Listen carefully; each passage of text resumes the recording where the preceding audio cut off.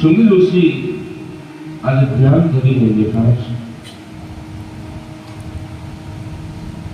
પરિસ્થિતિ મહારાજને તરસ લાગે છે, ભૂખ અને તરસ. એ જીવ એકદમ તરસ લાગવાથી આશ્રમની અંદરમાં ગયા છે. ઋષિ સમાધિની અંદરમાં છે. કોણ આવ્યું કોણ ગયું એની ખબર નથી. કે જીવ સમાધિમાં લાગી ગયો હોય પછી જીવને દેહનું ભાન રહેતું નથી, એટલે સમાધિ અવસ્થામાં હતા. પરિસ્થિતિ મહારાજે જઈને એમની પાસે પાણી માંગ્યું છે. મને પાણી આપો. પણ સમાધિમાં હતા, બીજું કંઈ ખ્યાલ નથી કે કોણ આવ્યું છે કોણ નથી, શું કહેવા માંગે છે. એટલે પરિસ્થિતિ મહારાજને ક્રોધ ચડ્યો કે આ ઋષિ ખાય છે અને તપ કરવાનો ખોટો જરૂર કરે અને અમને આદર નથી આપતો. પણ આ જીવને સમજાવે છે. તમે હું જો મનમાં કદાચ એવું હોય કે હું કમાવને આપતા તો બધું ખોટું છે. એ તો મનુષ્ય દેહ આપ્યો છે એટલે આપણે કામ કરી પારેવાળું જો પ્રોગ્રામને જો એમાં તમારી મારી રુચિ હોય, તમારે મારે કાંઈક જોઈએ છે, પણ પારેવાળાને શું જોઈએ? એને કાંઈ જોતું નથી, છતાં પણ એનું પેટ પરમાત્મા ભરી ગયું છે. એટલે પરિસ્થિતિ મારા મનમાં મારું કાંઈ અને મારી આકાશ વખતે હું કોણ? એટલે આના દેહનું અભિમાન બતાવ્યું છે. જીવને પોતાના દેહનું જે અભિમાન છે એ બતાવ્યું. મનમાં એમ છે ને હું કોણ?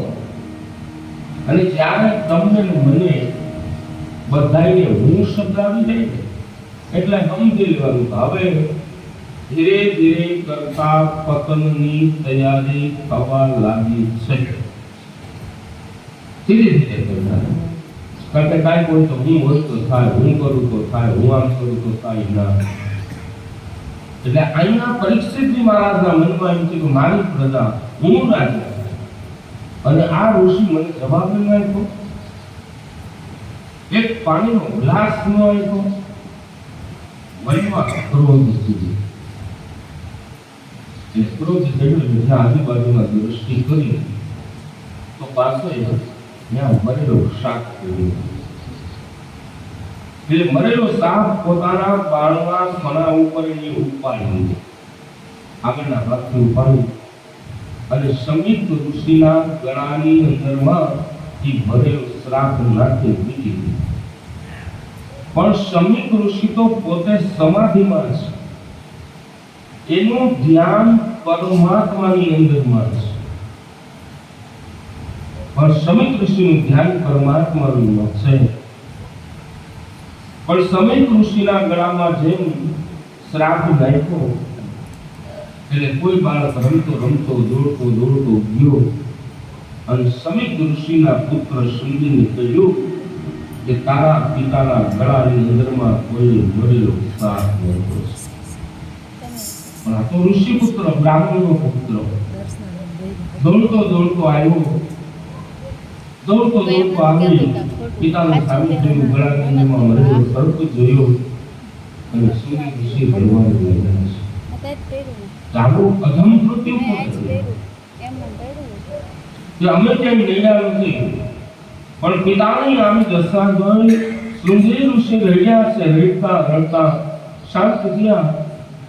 એને મનમાં વિચાર કર્યો તારે મારે શિક્ષા તો આપવી જોઈએ, પણ છે તો બ્રાહ્મણનું બાળક. એટલે બ્રાહ્મણનું બાળક આજે હાથની અંદરમાં એને જલ લીધું અને હાથની અંદરમાં જલ લઈને સંકલ્પ કર્યો વિછેદમ ગીતમર્યાદમ તત્સત સત્તમે હનિ દક્ષયતિ સ્મ કુલાતારમ માનિદો મેતમાદુદમ. હાથની અંદરમાં જલ લઈને પ્રતિજ્ઞા કરી સંકલ્પ કર્યો કે 7મે દિવસે આ મરેલો સાપ જેણે મારા પિતાના ગળામાં નાખ્યો છે એને આજ મરેલો શ્રાપ 7મે દિવસે તક્ષક રૂપી નાગ બની અને એને કરશે. પણ એ શાસ્ત્રે સમજાવ્યું કે તીરમાંથી તૂટેલું બાણ અને મુખમાંથી નીકળેલી વાણી પાછી વળતી નથી. એટલે શાસ્ત્ર સમજાવે છે કે ભાઈ વાણી છે જોખી જોખીને વાપરો. એટલે જોખી જોખી જોખવાનું બીજો કઈ નથી ને ત્રાગા છોડવા નથી એના, પણ સામા પાત્રને શાંતિથી સમજાવવું, શાંતિથી એનું કયું. કદાચ આપણે એને સત્ય કહેતા હોય, સત્ય બોલવું પણ ઈ પણ કેવું બાકી સત્યથી તમે એને સમજાવતા હોય. શાસ્ત્ર કે સત્ય હંમેશાને માટે થઈને બોલવું છે. સાચું તો કોઈને કહેવાય એમ નથી. હવે કેવું છે તો એ બીજી વાત કરી. આપણા વડીલો એમ કહેતા કોઈને કેવું હોય તોય એને હીરમાં વીટીને કયો, એટલે એને હીરમાં વીટીને પાછું દિયો તો એને ખબર પડે. પણ અહીંયા 7મે દિવસે તક્ષક રૂપી નાગ અને હાથમાં નિંદ્રમાં જે જળ હતું જળ નીચે ચડ્યું અને સુંદી ઋષિ શાંત બની ગયા છે. શાંત બન્યા. અહીંયા સમીપ ઋષિની સમાધિ તૂટી, સમાધિ તોડી જોયું કેમ ભાઈ રડવો, અને રડવાનું કારણ શું તો કે પિતાજી આવી રીતે થયું છે. તમારા ગળાની અંદરમાં કોઈએ મરેલો શ્રાપ નાખ્યો, સર્પ નાખ્યો અને મેં એને શ્રાપ આપી દીધો કે આ જ શ્રાપ 7મે દિવસે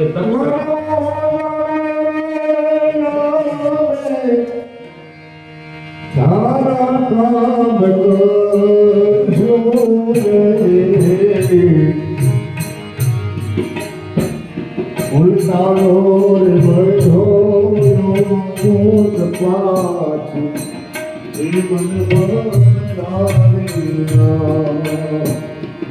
જગત થાકે હે રાત કટના કપીએ લોટા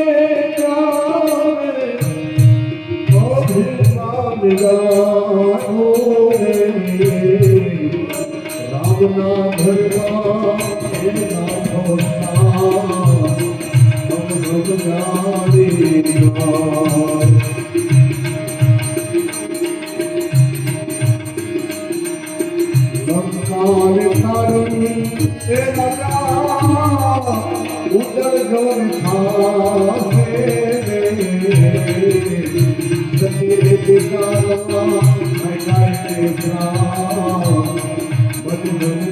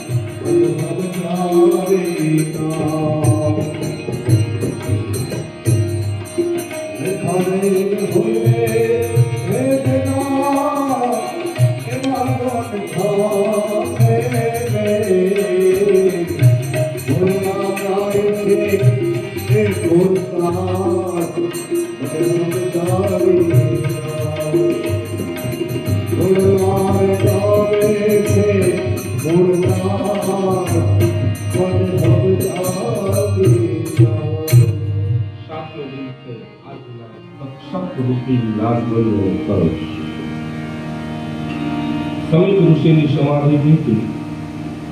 સમાધિ કોઈ ગીત છે એ બાળકને પૂછ્યું કે શું કે તમારા ગળાની અંદરમાં કોઈ મરેલો સર્પ નહીં પડતો. એટલે મેં એને શ્રાપ આપ્યો એ 7મા દિવસે તક્ષક રૂપી નાગ બની એને કરશે. એ વાત જાણી સમિત ઋષિએ સમાધિ લગાવી એટલે જ્યાં સમાધિ લાગે છે સમાધિ લાગે ને જોયું તો બીજું કોઈ નહીં. આ તો પાંડવ કુળમાં ઉભરેલો પાંડવ ભક્ત ગૌબ્રાહ્મણપતિ પાલકનો વંશજ એટલે પરીક્ષિતજી મહારાજ. એટલે શૃંગ ઋષિને જઈને કહ્યું કે ભાઈ ભલે આપણે શ્રાપ તો આપ્યો પણ તમે જાઓ અને તમે જઈ અને પરિસ્થિતિ મહારાજને સાવધાન કરો કે તમને અમે શ્રાપ આપ્યો છે, તમારું મૃત્યુ 7મે દિવસે તક્ષક રૂપી નાશ કરીને થશે. એટલે શૃંગ ઋષિ આજે પરિસ્થિતિ મહારાજની પાસે આવે છે. પરિસ્થિતિ મહારાજની પાસે આવ્યા. પરિસ્થિતિ મહારાજે ઋષિ બાળકોનું સ્વાગત કર્યું, બધાનું સ્વાગત કર્યું. પૂછે પ્રભુ કે અમે તમને શ્રાપ આપ્યો છે. બે હાથ જોડી શ્રાપ કહ્યું કે તમે જે આપ્યું છે અમને શિરોમાન્ય છે. તો કે 7મે દિવસે તક્ષક રૂપી નાગ તમને કરડવાનું છે. પણ પરિસ્થિતિ મહારાજમાં મનમાં ભય નથી. એને પોતે બ્રાહ્મણોએ સાવધાન કર્યા, ઋષિમુનિઓ સાવધાન કર્યા, બ્રાહ્મણોને વંદન કરી દે છે કે અજાણતા મારી ભૂલ થઈ ગઈ છે, વાંધો નથી. પણ બ્રાહ્મણોને કહી અને ચાલી નીકળ્યા છે. બીજી તરફ અહીંયા પરિસ્થિતિ મહારાજ એને જે શ્રાપ 7મે દિવસે તક્ષક રૂપી નાગ કરડવાનો એ પાકું છે.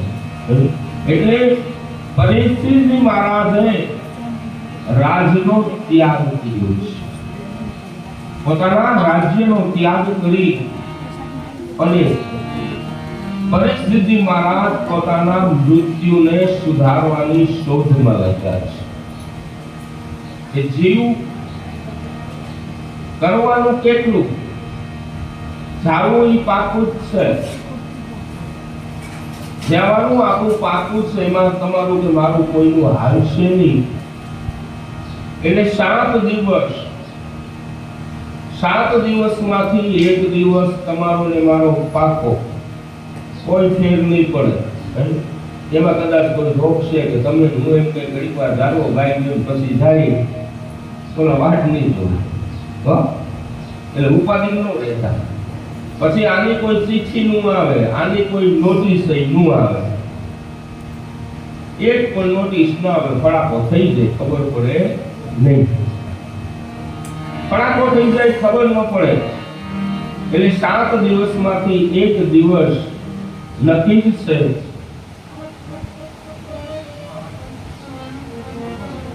સાત દિવસમાંથી 1 દિવસ જીવનું નક્કી. એટલે પરિસ્થિતિ મહારાજ એમને એમના મૃત્યુને સુધારવાનું છે. એટલે તે શાસ્ત્ર આપણને પોકારે છે અને પોકારીને કહે છે કે જીવ આવ્યા સાચું આ ખોડિયામાં રહીને આનંદ કર્યો સાચો, પણ હવે જો મોકો મળે તો જીવે પોતાના મૃત્યુને સુધારવાનું છે.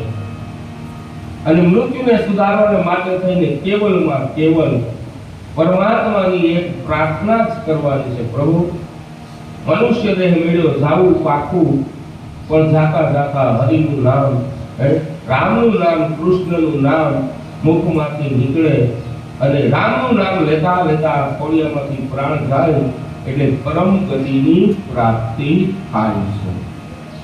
પણ અંતકાળ નજીક આવ્યો હોય, અંતકાળ નજીક હોય અને પછી તમે હું ખાટલે પડ્યા દોરા ફેરવતા હોય એટલે એમ થાય ને, મેં કાલે કીધું હતું, પછી જીવને એમ થાય કે હવે કઈ છુટકારો મળે.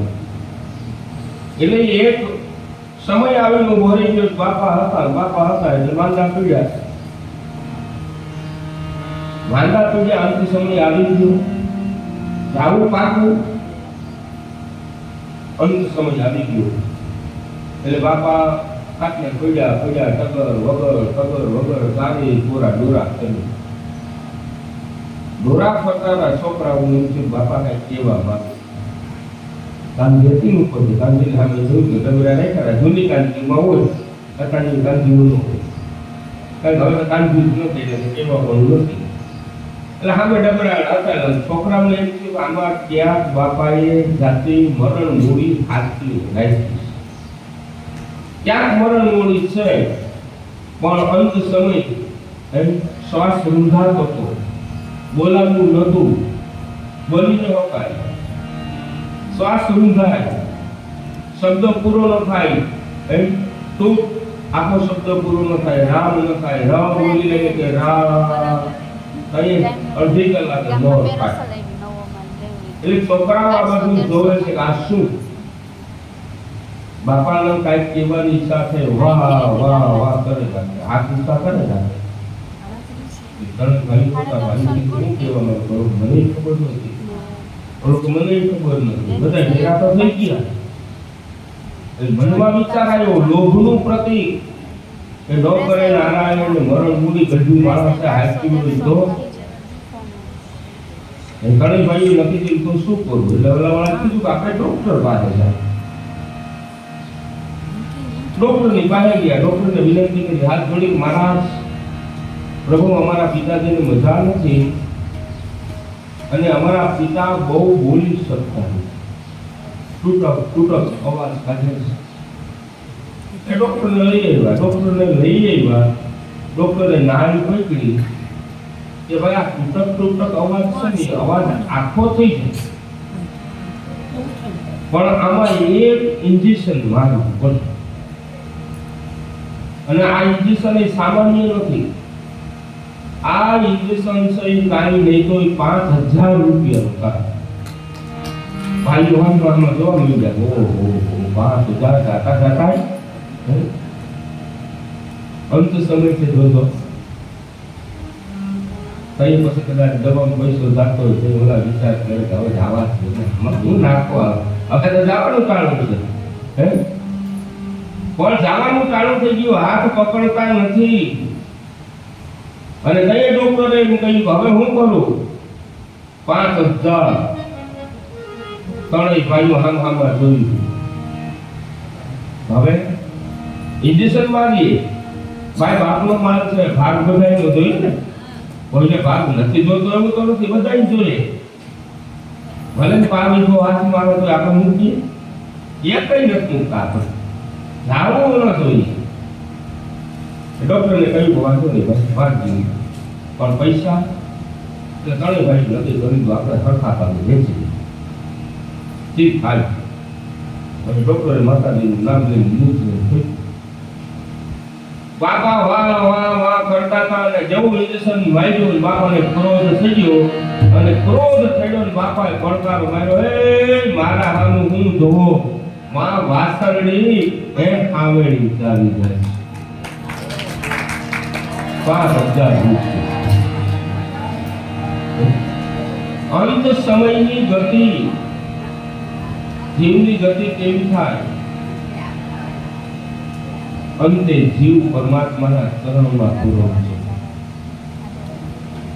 ખબર પડી જાય હો આપણે તમને બધાને એમ થાય કે ખબર નથી પડતી જવાનું ટાણું થાય એટલે માણસને ખબર પડી જાય તમને ને મને આ દેહમાં અભૂત એવા સંદેશ આવે અશુભ સંદેશ આવે ખબર નથી પડતી એવું નથી પણ તમે ને હું ધ્યાન નથી દેતા એની એક એક ચેતવણી હોય એક એક નોટિસ હોય આપણને એમ કે હવે જોજે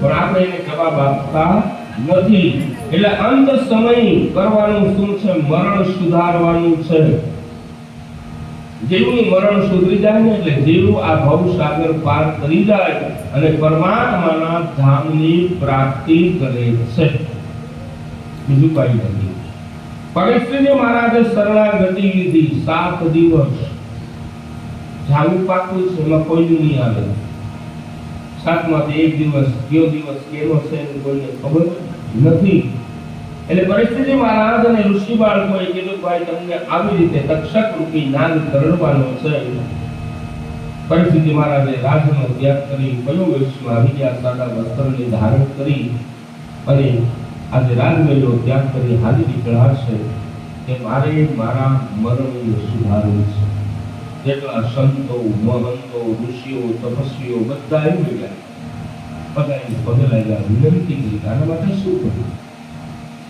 બધા કે છે ભાઈ આમાં અમને ખબર પડે નહીં ભાઈ મારું મૃત્યુ છે 7મે દિવસે મારે મારા મૃત્યુને સુધારવું છે મારે મારા મૃત્યુને સુધારવા માટે શું કરવું પડે બધા હાથ જોડ્યા મહારાજ અમને ખબર નથી પણ છેલ્લે એમ કહેવાય છે કે પરિસ્થિતિ મહારાજ ગંગાજીના કિનારે જાય છે ગંગાજીના કિનારે 88,000 ઋષિ મુનિઓનું સત્ર છે 88,000 ઋષિ મુનિઓનું સત્ર જે હતું ને એમાં પરિસ્થિતિ મહારાજ જાય છે ત્યારે પરિસ્થિતિ મહારાજ શરણાગતિ સ્વીકારીને જે બેઠા હતા એ સમયની અંદરમાં વેદ વ્યાસજી અહીંયા સુખદેવજી મહારાજ ત્યાં પધારે છે કારણ કે પિતાનો ત્યાગ કર્યો જન્મતાની સાથે હાલી નીકળ્યા એટલે સુખદેવજી મહારાજને આવતા જોઈ વેદ વ્યાસજી સહિત બધા ઊભા થઈ અને સુખદેવજી મહારાજને ઊંચા આસન બેસાડ્યા છે મહારાજ આ પાય બેસો પણ ત્યારે શાસ્ત્ર એમ કહે છે 16 વર્ષની જેની આયુષ્ય આપી પણ છે કેવા સુખદેવજી મહારાજ જ્ઞાન વૃદ્ધ છે જ્ઞાની છે બાળક નાનું હોય પણ તમારા ને મારા કરતા સમજણ જાજી હોય તો આપણે એને વંદન કરવાનું મન થાય બાકી તો બાળક જ છે પણ જ્ઞાન વૃદ્ધ છે જ્ઞાન એની પાસે જાજુ હતું એટલે બધાએ માનથી એને ઊંચા આસન બેસાડ્યા છે તમે આ બેસો અને ક્યારે કીધું છે કે સુખદેવજી મહારાજ પરિસ્થિતિ મહારાજે સુખદેવજી મહારાજની શરણાગતિ સ્વીકારી કે પ્રભુ મેં ભૂદેવનો અપરાધ કર્યો છે બ્રાહ્મણનો દ્રોહ કર્યો છે અને બ્રાહ્મણનો દ્રોહ કર્યું મારું મૃત્યુ કે 7મે દિવસે મને તક્ષક રૂપી નાગ કરડીને મારું મૃત્યુ થવાનું છે એટલે સુખદેવજી મહારાજ કહે છે કે ભાઈ કેટલા દિવસ તો 7 દિવસ તો તારી પાસે જાજા છે જો અંતકાળના સમયની અંદરમાં 7 દિવસ કરતા 7 કલાક 7 કલાક કરતા 7 મિનિટ પણ 7 મિનિટ કરતા પણ 7 ક્ષણ પણ જો હરિનું નામ ઉચ્ચાર થઈ જાય તો તારા જીવનો ઉદ્ધાર થઈ જશે એટલે હરિના નામનો ઉચ્ચાર મૃત્યુને સુધારવાનું છે મૃત્યુને સુધારી લેવાનું છે આંખ કાળી રે પાડો તો મારા રામની તારી ન હોય તારી કાળો તો મારા રામની તારી ન હોય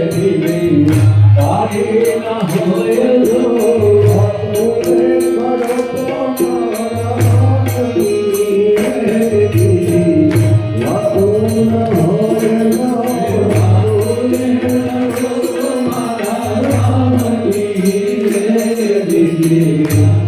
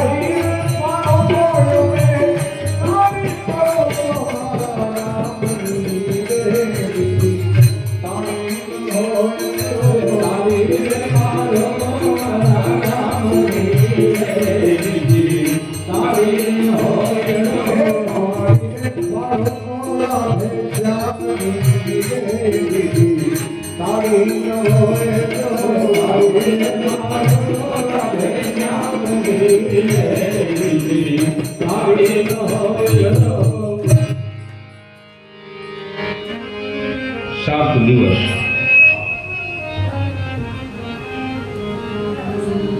સાત દિવસમાંથી એક દિવસ તમારો ને મારો નથી. અંતે જીવની શરણાગતિ સ્વીકારવાની.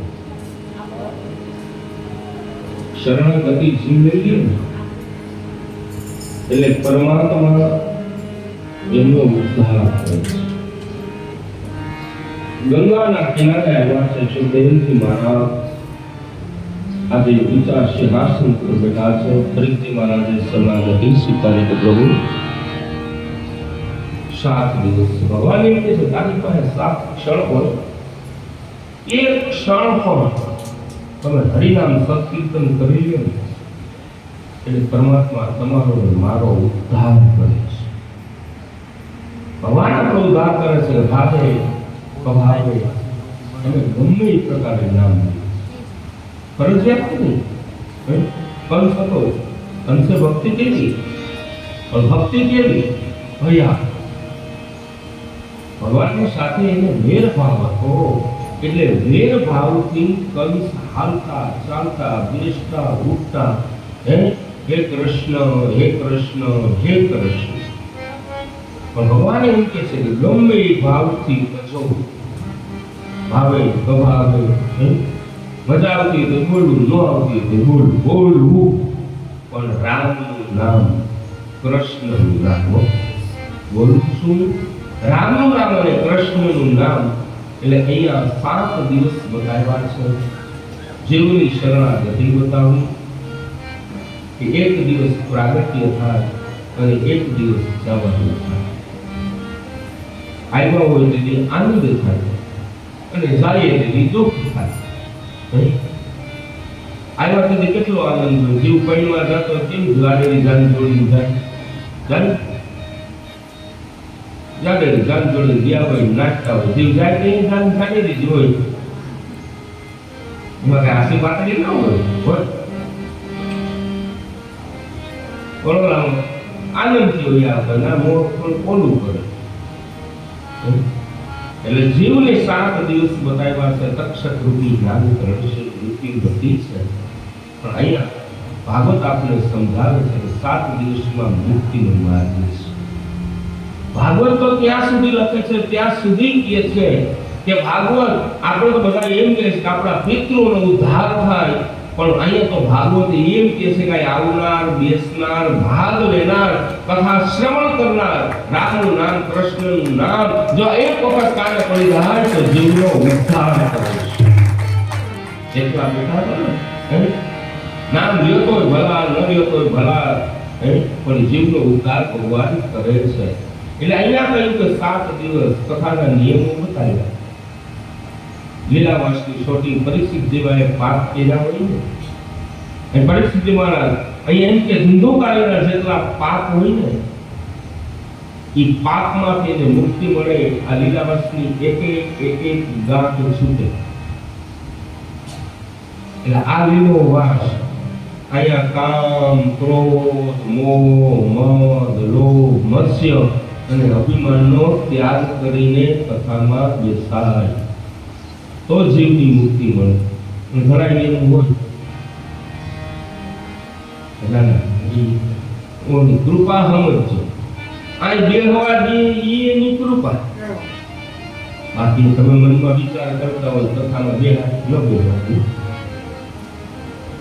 આથી ઉપાડીને એવા લઈ જાય ઢીલાની બહાર, ત્યાંથી રહોડામાં, ત્યાંથી ક્યાં દીવો મારીને આવે કઈ ખબર નથી. એટલે 7 દિવસનું વર્ણન કર્યું. લીલામાંથી છોડી કથાના નિયમો બતાવ્યા છે. વક્તા અને શ્રોતાના નિયમોનું સ્મરણ કર્યું. મારે રાજુભાઈ આપણને સમજાવ્યું કથાના પહેલા દિવસે દેહની શુદ્ધિ. અહીંયા પહેલા શુદ્ધિકરણ છે. દેહની શુદ્ધિ, ત્યાર પછી બતાવ્યું કે ધનની શુદ્ધિ અને મનની શુદ્ધિ. શુદ્ધિકરણનું વર્ણન કર્યું. અને ત્યાર પછી દિવ્ય લીલાને વધારતા એ કહેવાને લાગ્યા છે કે 7 દિવસમાં મુક્તિ મળી જાય છે. ત્યારે કથાના બીજા સ્કંદની અંદરમાં આજે સુખદેવજી મહારાજ વેદવ્યાસજીએ પ્રથમ સ્કંદની કથાનું વર્ણન કર્યા પછી અધિકારી શ્રોતાઓનું વર્ણન કર્યું છે. શ્રોતા અને ભક્તનું વર્ણન છે. એટલે અહીંયા નારદજી જેવા ભક્તનું વર્ણન કર્યું છે. 3 પ્રકાર બતાવ્યા છે. કથાનો નિયમો તો બહુ અઘરા છે, પણ શ્રોતા ભક્તા કઈ જગ્યાએ ક્યાં જવું, ન જવું, બેસવું, ન બેસવું, ઘણું બધું સમજાયું છે. એટલે બીજું બતાવ્યું છે બીજા સ્કંદની અંદરમાં અધિકારી શ્રોતાઓનું વર્ણન કર્યું છે. મેં હમણાં કીધું ને, બધાય જીવને બધું મળે નહીં. બધાય બધું ભગવાન નથી લઈ દેતા. આ તો મનના વેગ છે અને અમે જોતા જ આવી છે બધાય તો મળે. એટલે વક્તાનું આ વર્ણન કરી દીધું છે. શ્રોતાનું વર્ણન કર્યું. અધિકારી લીલાનું આ વર્ણન કરે છે. પરમાત્માની જે લીલાઓનું વર્ણન કર્યું, જીવને સમજાવ્યા છે. આ કળીકાલ છે. કળીકાલની અંદરમાં તપ કરવાને કોઈ અવકાશ નથી. આપણે માળા કરવાની ઈચ્છા કરીએ, માળા કરવા તમે બેસો, પણ ન કરે નારાયણ જેમ કહ્યું કે કોઈ મહેમાન આવી જાય, કાંઈ પણ એવું બને એટલે આપણાથી તપ નથી. એક આસને આપણે 3 કલાક 5 કલાક બેસી શકીએ નહીં. તપને અવકાશ નથી. આ તમે આવ્યા છો, તમે અહીં બેઠા છો, એ જ મોટામાં મોટું તમારું તપ છે. આ તપ છે. બાકી જીવ તો કેવું આપણે બધાને ખબર જ છે. બેહી આપણે ધારા 1 કલાક ક્યાંય એક ધારા ચલાવીએ પાછા હકણાઈ ન બેહીએ. આદત આપણી થોડી કઈ જાય હે. એટલે અહીંયા તમે ને હું બધા બેઠા છે, આ મોટું તપ છે. તપને અવકાશ નથી. કળિયુગ છે. કળિયુગમાં માણસ એક ધારો બેસી ન શકે. તપને કોઈ અવકાશ નથી. યોગ એટલે યોગ કરવાનો, યોગની કોઈ ક્ષમતા નથી. એટલે પલાઠી વાળીને બેઠા હોય, આપણે ટીવીમાં જોઈએ ને ઓલા યોગ કરે છે, શ્વાસ અંદર ચડાવવા, નીચે ઉતારવાની. હા, હવે તો ટીવી થઈ ગઈ ખબર પડી. યોગને ક્ષમતા નથી, કારણ કે યોગના નિયમો છે. વહેલી સવારે 5 થી 7 ની અંદરમાં યોગ થાય, પછી તડકો માથે ચડી જાય, અને પછી આપણે ઘરના કામ કરી નવરા થાય એમ થાય હાલો ઘડીક વાર યોગા કરી લઈએ, ના ચાલે. આ બધાના નિયમો છે. યોગ અહીંયા એમને અવકાશ નથી, યોગની ક્ષમતા નથી. તર્ક શાસ્ત્રની વાતો ચાલતી હોય એટલે જીવને કંટાળ. શાસ્ત્રાર્થ કરવા, તર્ક કરવો કે રામે આમ શું કર્યું, કૃષ્ણે આમ શું કર્યું, પરીક્ષિતજી મહારાજને 7મે દિવસે મોક્ષ મળ્યો તો 7 દિવસ સુધી કેવી રીતે કાઢ્યા, એ તર્ક કરવાનો સમય તમારી કે મારી પાસે કોઈ પાસે નથી. તર્કનો સમય નથી. અને આવા સમય ભગવાનને ઓળખવા માટે એક જ માત્ર ઉપાય જો કોઈ હોય તો એ મારા વાલાનું નામ, અને મારા વાલાના નામ સિવાય બીજું જગતની માલિકા કાંઈ નથી. હાલતા ચાલતા બસ એક જ નામનું વર્ણન કરવાનું છે. રાજા પરીક્ષિતજી મહારાજ આજે પોતાના મૃત્યુ 7 દિવસને સુધારવાનું કરે છે, પરંતુ 7 દિવસ ઘણા છે. એટલે બીજા સ્કંદની જે દિવ્ય લીલાનું વર્ણન કરતા જીવને સાવધાન કરે છે કે ભાઈ અહીંયા અંતકાળ સુધારવાનું વર્ણન કર્યું છે કે જીવે અંતકાળ સુધારવાનું હોય છે, ત્યારે દિવ્ય લીલાનું વર્ણન કરતા પરમાત્માની કૃપાથી જે મનુષ્ય દેહ મળ્યો, આ મનુષ્ય દેહ મળ્યો એટલે તમે ને હું પરમાત્માના ધામની પ્રાપ્તિ કરી જાય. એટલે પેલું જ કીધું ભક્તિ જીવનની માલિકા હોવી જોઈએ. આપણે બધા બોલીએ, પગલીએ, માગીએ, એટલે જ ભગવાન પાસે માંગ્યું છે કે ભક્તિ કરતા છૂટે મારા પ્રાણ, પ્રભુજી હું માગું છું. ભગવાનનું નામ લેતા જાઓ, અને ભગવાનના નામ લેતા લેતા જો ખોડિયામાંથી પ્રાણ થાય તો આનાથી મોટું આ જગતની માલિકા કાંઈ નથી. ત્યારે भक्ति करता सुखे मारा प्राण प्रभु देवो आगो करता सुखे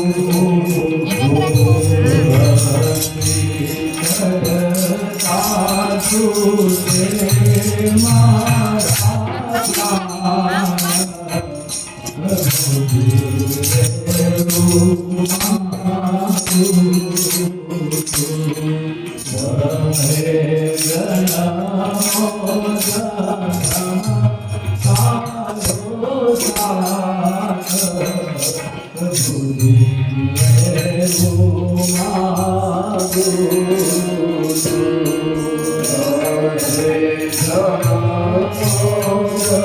Oh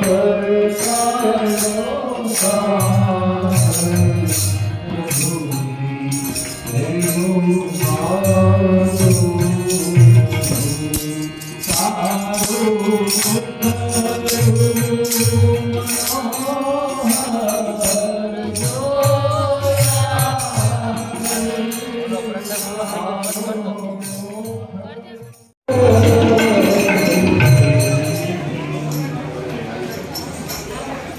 કોઈ ભાગવતીની પૂજા કરવી હોય ભક્ત બને તો અત્યારે આવી જાજો.